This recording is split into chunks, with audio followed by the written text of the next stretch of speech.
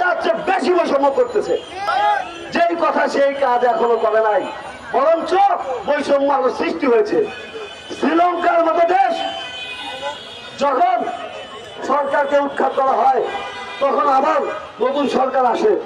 আজকে শ্রীলঙ্কা কোথায় আর বাংলাদেশ কোথায় আপনারা একটু চিন্তা করেন। কারণ আমরা নিজেরা ভালো না। যদি আমরা নিজেরা ঠিক থাকতাম, নিজেরা জায়গা থেকে যদি অটক থাকতাম, তাহলে অবশ্যই আমাদের বৈষম্য আমরা দূর করতে পারতাম। তো যাই হোক, আমরা এখানে এসেছি ভাগ্যের চাকা পরিবর্তন করতে, দাস প্রথা থেকে মুক্ত হতে। ইংরেজরা চলে গেছে কিন্তু দাস প্রথা রেখে গেছে। এই দাস প্রথা থেকে আমরা মুক্ত হওয়ার জন্য এই আন্দোলন সংগ্রামে অংশগ্রহণ করেছি এবং বিভিন্ন জেলা থেকে বিভিন্ন প্রান্ত থেকে আপনারা এসেছেন। কিন্তু লাভ কি ভাই?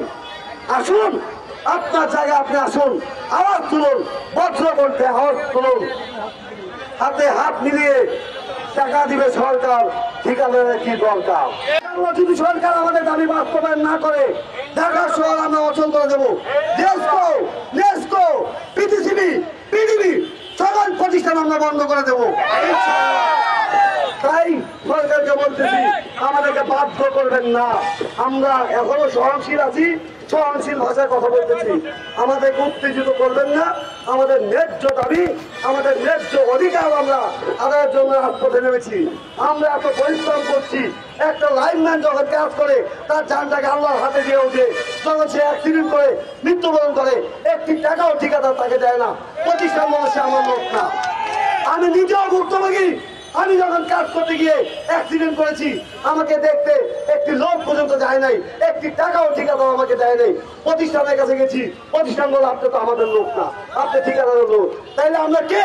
আমরা কি এই দেশের নাগরিক না? আমাদের প্রত্যেকেরই ভোটার অধিকার আছে, ভোটাধিকার আছে। আমার বাবার জন্ম এই দেশে, আমার দাদার জন্ম এই দেশে, আমার দাদার বাবার জন্ম এই দেশে। আমরা এই দেশের নাগরিক। তাহলে আমরা শ্রমিকের মর্যাদা কেন পাবো না?